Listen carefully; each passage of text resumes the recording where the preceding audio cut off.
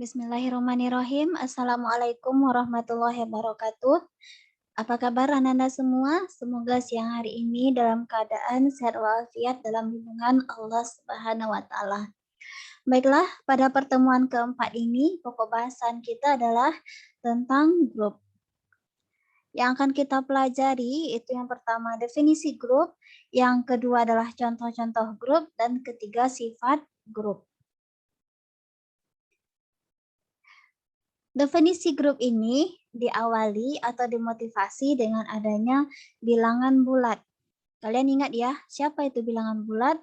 Yaitu bilangan dari min tak hingga sampai min 3, min 2, min 1, 0, 1, 2, 3, dan seterusnya sampai tak hingga. Terhadap operasi penjumlahan, maka dia akan memiliki sifat seperti ini, yaitu yang pertama sifat tertutup, yaitu ketika dua buah elemen Z, maka hasil penjumlahannya juga merupakan elemen Z. Yang kedua yaitu bersifat asosiatif. Ketika ada 3 buah elemen dari Z, A, B, C begitu, maka A tambah B tambah C akan sama dengan A tambah B tambah C. Yang ketiga memiliki elemen netral, yaitu ada 0 elemen Z, untuk setiap A elemen Z akan berlaku A tambah 0 sama dengan A, 0 tambah A juga sama dengan A. Kemudian yang keempat itu dia memiliki elemen inverse, itu setiap elemen dari A itu akan memiliki inverse. Siapa dia? Yaitu A tambah B sama dengan 0, B tambah A sama dengan 0, atau inverse dari A itu adalah elemen dari A. Nah, dari sinilah nanti kita akan melakukan abstraksi atau generalisasi yang awalnya dia hanya merupakan himpunan Z bilangan bulat, kemudian diabstraksi menjadi sebarang himpunan tak kosong G. Kemudian yang awalnya operasinya hanya penjumlahan, maka kita abstraksi menjadi sebarang operasi biner star pada G. Nah, barulah kita dapatkan definisi dari grup itu seperti ini. Yaitu misalkan G itu satu himpunan tak kosong dengan operasi biner star, maka himpunan G itu disebut grup terhadap operasi star jika memenuhi aksioma sama dengan sifat dari bilangan bulat tadi ya. Yang pertama yaitu aksioma tertutup. Ketika dua buah elemen dari G, maka dioperasikan G1 star G2 itu elemen dari G. Yang kedua dia bersifat asosiatif. Kemudian yang ketiga, dia memiliki elemen netral, yaitu yang di sini dinyatakan dengan EG atau elemen identitas. Yang mana G star EG itu sama dengan EG star G, yaitu G. Yang terakhir dia memiliki elemen inverse, yaitu untuk masing-masing elemen di G, untuk setiap G elemen G, terdapat H elemen G, sedemikian hingga G star H itu sama dengan H star G sama dengan elemen identitasnya, atau di sini adalah EG. Nah, bagaimana kita membuktikan bahwa suatu struktur itu merupakan grup? Maka keempat aksioma ini harus terbukti. Sedangkan bagaimana cara kita untuk membuktikan bahwa suatu struktur itu bukan grup? Cukup satu aksioma saja yang tidak terpenuhi, maka dia bukanlah grup. Kita lihat contohnya. Nah, sebelum kita masuk contoh, kita definisikan dulu ya, siapa itu grup abelian. Grup abelian itu adalah grup yang bersifat komutatif, yaitu G star dikatakan grup abelian jika bersifat komutatif. G1, G2 elemen dari G, G1 star G2 itu akan sama dengan G2 star G1. Nah, ini contohnya. Yang pertama, masing-masing himpunan Z terhadap penjumlahan, Q bilangan rasional ya terhadap penjumlahan, kemudian real terhadap penjumlahan merupakan grup komutatif. Nah, cara pembuktiannya sama dengan Z tadi yang telah kita jabarkan sifat-sifatnya di depan, yang memang terpenuhi semua ya, yaitu tertutup, asosiatif, elemen netral, kemudian elemen inverse, dan juga dia akan bersifat komutatif. Maka Z itu merupakan grup abelian. Cara yang sama bisa kalian buktikan untuk Q bilangan rasional dan R bilangan real. Yang kedua, masing-masing himpunan Z terhadap perkalian, Q terhadap perkalian, R terhadap perkalian, C terhadap perkalian bukan grup. Nah, bagaimana cara kita buktikan? Ingat ya, yang tadi saya katakan, ketika kita ingin buktikan suatu himpunan itu terhadap suatu operasi dia grup, keempat aksiomanya harus terbukti. Sedangkan untuk membuktikan dia bukan grup, cukup satu aksioma saja yang tidak terpenuhi, maka dia bukan grup. Kita lihat dulu untuk Z. Apakah terhadap perkalian dia bersifat tertutup? Misal kita ambil 2 buah sebarang elemen dari Z, apakah hasil kalinya itu berada di Z? Iya ya, misal kita ambil 2 dengan min 1. 2 dikali min 1 min 2 elemen dari Z. Berarti dia tertutup. Yang kedua, apakah dia bersifat asosiatif? Tentu iya ya, yaitu 3 buah bilangan di Z. Maka misalkan dia adalah A, B, C, maka A dikali B dikali C sama dengan A dikali B dikali C. Yang ketiga, apakah dia memiliki elemen netral atau identitas? Ada ya, siapa? 1. Kenapa? Karena setiap bilangan Z ketika dikalikan dengan 1, maka hasilnya adalah dirinya sendiri. Aksioma yang keempat, elemen inverse. Apakah di Z itu memiliki inverse? Yaitu kalau kita ambil sebarang bilangan Z, misalkan dia adalah X, X dikali berapa yang hasilnya adalah identitas. Atau X dikali berapa yang hasilnya adalah 1. Tentu jawabannya adalah 1 per X. Nah, 1 per X ini apakah dia selalu berada di Z? Misal kamu ambil Z-nya 2, maka 1 per 2 ini apakah dia berada di Z? Tidak ya, kan berarti elemen inverse-nya belum tentu terpenuhi. Jadi Z terhadap perkalian bukanlah grup. Kemudian kita lihat lagi, Q terhadap perkalian apakah dia grup? Nah, sifat 1, 2, 3 sama seperti tadi ya terpenuhi. Kita lihat lagi untuk sifat yang keempat.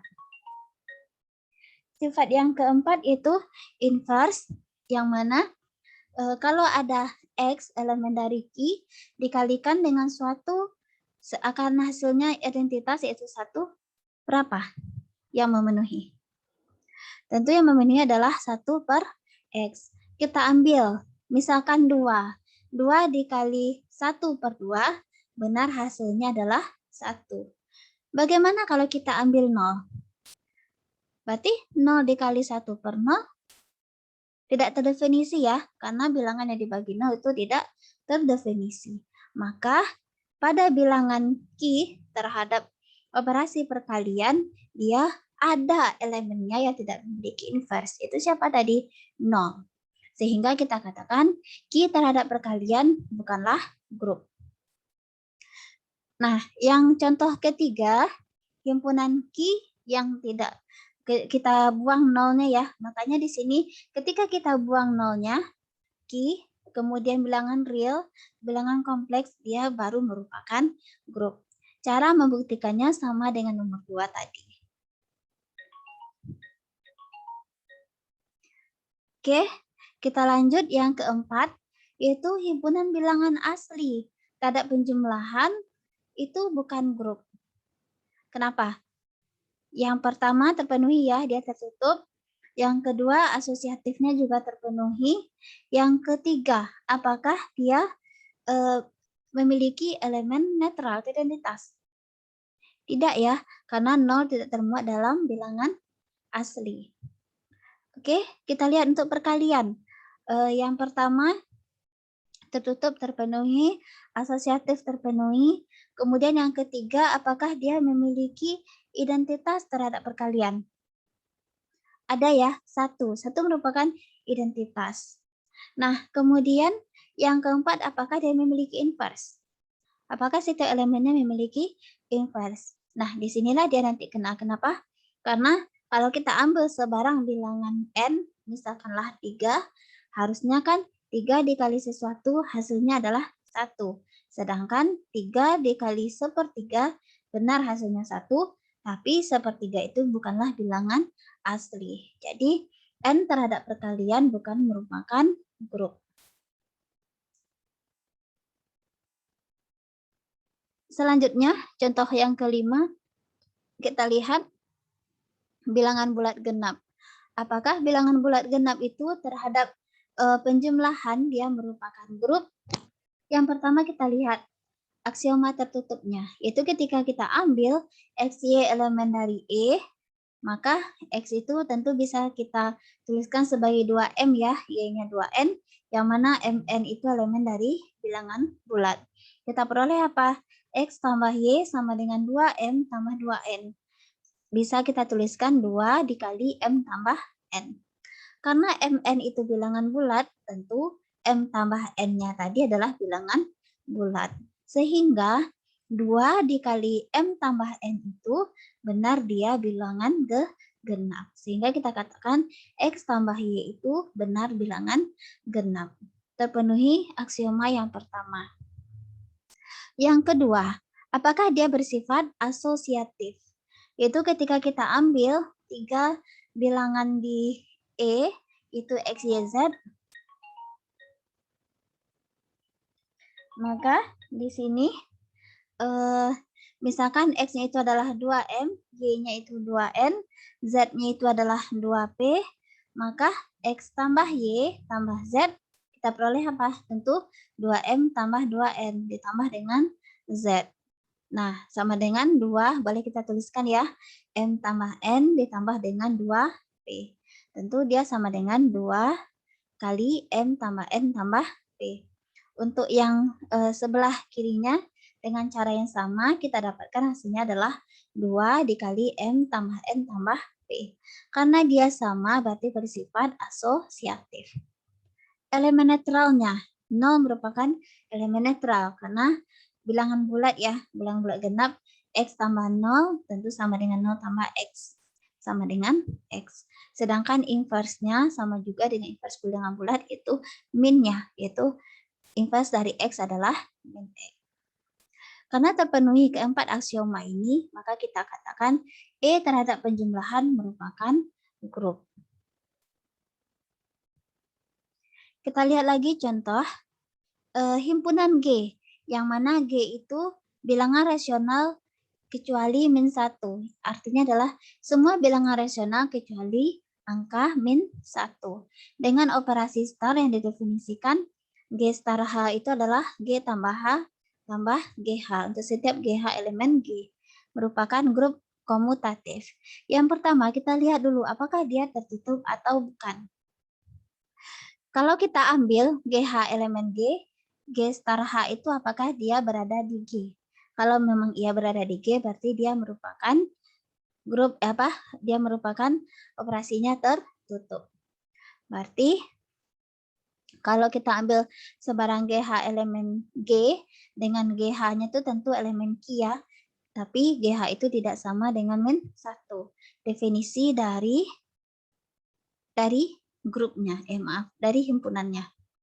Nah, kita lihat. Jelas kalau G star H itu G tambah GH itu elemen dari bilangan Q atau bilangan rasional. Tapi kita belum tahu apakah G star H itu dia tidak sama dengan min 1. Kalau dia sama dengan min 1, berarti dia bukan elemen dari G. Tapi ketika dia G tambah H itu tidak sama dengan min 1, berarti dia elemen dari G. Nah, pembuktiannya di sini menggunakan kontradiksi. Itu kita andaikan dulu G star H-nya itu sama dengan min 1. Berarti nanti begini, kalau dia terdapat yang bertentangan atau kontradiksi dengan asumsi, maka kita katakan pengandaiannya salah. Kalau pengandaiannya salah, berarti kebalikan dari pengandaiannya yang benar. Nah, perhatikan. G star H sama dengan 1.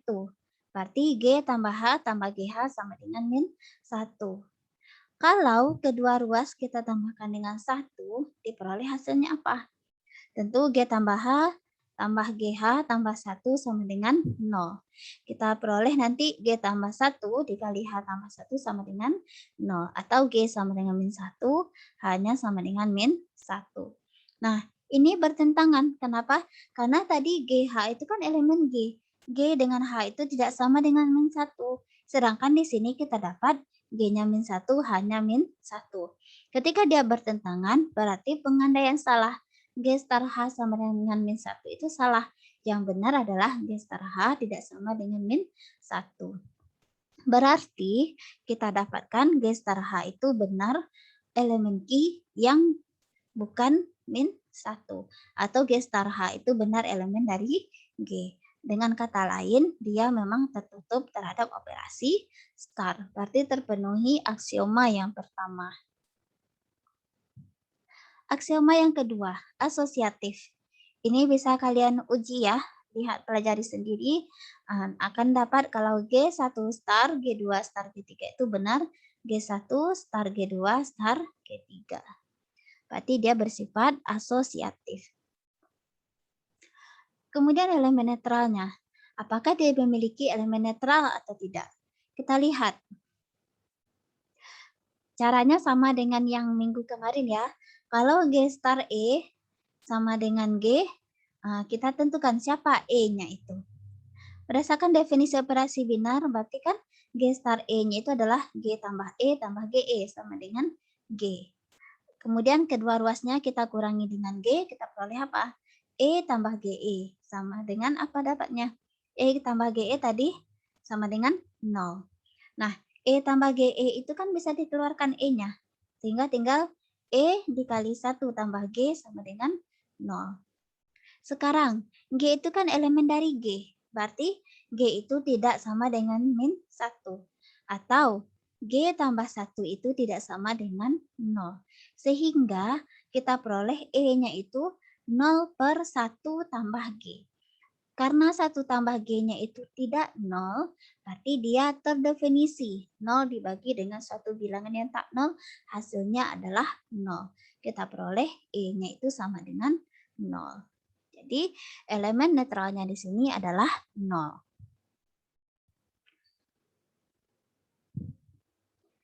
Lanjut untuk elemen inverse. Mirip dengan cara minggu kemarin juga ya. Berarti adakah elemen H di G yang memenuhi G star H itu sama dengan 0? Kenapa 0? Karena dia G star H itu harus sama dengan identitas. Kita dapat tadi identitasnya adalah 0. Nah, misalkan H memenuhi G star H sama dengan H star G sama dengan 0. Berarti apa? G tambah H tambah GH sama dengan 0. Atau G tambah H, nah hanya dikeluarkan jadi G tambah 1 sama dengan 0. Kita peroleh H dikali G tambah 1, jadinya sama dengan min G. Atau kedua ruas kita kurangi dengan G. Dari sini kita peroleh apa? H-nya jadi min G per G tambah 1. Selanjutnya kita lihat, apakah H ini benar dia berada di G? Kalau dia tidak berada di G, berarti inverse-nya tidak ada di G. Nah, karena G elemen G, maka jelas min G per G tambah 1 itu elemen dari Q. Sekarang yang jadi masalah, apakah dia benar tidak sama dengan min 1? Caranya sama dengan tadi, itu kita melakukan pengandaian kontradiksi. Yaitu andai H sama dengan min G per G tambah 1 itu min 1. Maka akan kita peroleh apa? Kali silang ya. Min G sama dengan min G kurang 1. Atau G sama dengan G tambah 1. Dari sini kalau kedua ruas kita kurangi dengan G, akan diperoleh hasilnya adalah 0 sama dengan 1. Mungkin tidak 0 sama dengan 1? Tidak ya, mustahil. Jadi pengandaian salah. Kalau pengandaian salah, yang benar adalah kebalikannya, yaitu H itu min G per G tambah 1 itu tidak sama dengan min 1. Oke, berarti benar. H itu elemen dari Q yang tidak sama dengan min 1. Dengan kata lain, H itu benar berada di G. Jadi terpenuhi aksioma elemen inverse. Karena terpenuhi keempat aksioma tadi, maka dikatakan kalau grup G, yang mana dia adalah bilangan rasional, kecuali -1 terhadap operasi star yang didefinisikan merupakan grup. Nah, kita lihat lagi. Kalau operasinya itu dinyatakan dalam bentuk tabel Shelly, yaitu seperti ini. Misalkan di sini adalah bilangan Z4. Siapa itu Z4? Bilangan modulo Z4. Kalian sudah belajar ya di teori bilangan. Kalau Z4 itu anggotanya siapa saja? Yaitu 0, 1, 2, 3. Bagaimana penjumlahannya? Atau bagaimana di sana definisi penjumlahannya? Bisa kita lihat di tabel. Misalkan di sini dari kiri ke kanan, dari kiri tabel paling kiri dengan tabel atas ya membacanya, yaitu 0 tambah 0, 0, 0 tambah 1, 1, 0 tambah 2, 2, 0 tambah 3, 3. Kemudian 1 tambah 0, 1, 1 tambah 1, 2, 1 tambah 2, 3. 1 tambah 3 kan 4. Karena dia modulo 4, maka hasilnya adalah 0. Begitu seterusnya sampai ke baris terakhir. Nah, apakah dia tertutup? Kita lihat ya dari tabelnya ini, maka hasil operasinya juga merupakan anggota dari bilangan Z4. Dengan kata lain, dia tertutup. Asosiatifnya, nah asosiatif berarti ini definisinya ya. Berarti sudah jelas dapatnya seperti ini. Kemudian elemen identitas. Kita lihat identitasnya di sana adalah 0. Benar enggak? Iya ya. 0 tambah 0, 0. Kemudian 0 tambah 1, 1. 0 tambah 2, 2. 0 tambah 3, 3. Berarti 0 merupakan identitas. Sekarang inverse. Siapa inverse-nya di sana? Kita lihat. Setiap elemen di Z4 ditambahkan sesuatu, hasilnya adalah 0. Untuk 0 sendiri tentu 0 ya. 0 tambah 0, 0. Untuk 1 tambah berapa jadi 0? Adalah tambah 3. 1 tambah 3, 4, 0. Untuk 2, inversnya adalah 2. Sedangkan untuk 3, inversnya adalah 1. Karena setiap elemennya memiliki inverse, kita katakan kalau dia memenuhi aksioma yang keempat. Karena terpenuhi keempat aksioma tadi, kita katakan Z4 terhadap penjumlahan merupakan grup. Nah, ada beberapa ciri-ciri suatu grup itu ketika ditampilkan dengan tabel Shelly. Yang pertama adalah bagaimana? Setiap baris atau kolomnya tidak memuat unsur yang sama. Ketika dia memiliki unsur yang sama, tiap barisnya itu ada 2 buah misalkan unsurnya sama, maka dia dipastikan bukan grup. Begitu juga untuk kolom. Nah, kemudian setiap baris dan kolom hanya memuat satu unsur identitas. Kalian perhatikan lagi yang tadi. Berarti dia pasti cuma satu unsur identitas, itu 0. Kemudian yang terakhir, kalau dia simetris terhadap diagonal utama, maka dia merupakan grup abelian atau komutatif. Nah, ini beberapa sifat elementer atau sifat dasar grup. Yang pertama, elemen netralnya itu tunggal. Yang kedua, inverse dari setiap elemennya itu juga tunggal. Yang ketiga itu, kalau G star H diinverskan, hasilnya adalah H inverse star G inverse. Kemudian yang keempat, kalau inverse-nya itu 2 kali, itu G inverse diinverskan, hasilnya adalah G. Yang terakhir, nah ini kanselasi ya. Kalau G star X sama dengan G star Y, maka kita peroleh X-nya itu akan sama dengan Y. Oke, untuk buktinya silakan kalian pelajari nanti dari slide atau dari bahan ajar yang nanti saya kirim. Demikian berarti tolong dipelajari lagi ya yang kita telah bahas tadi, yaitu tentang definisi grup, contoh-contohnya yang bukan contoh, kemudian sifat dari grup. Oke, demikian. Assalamualaikum warahmatullahi wabarakatuh.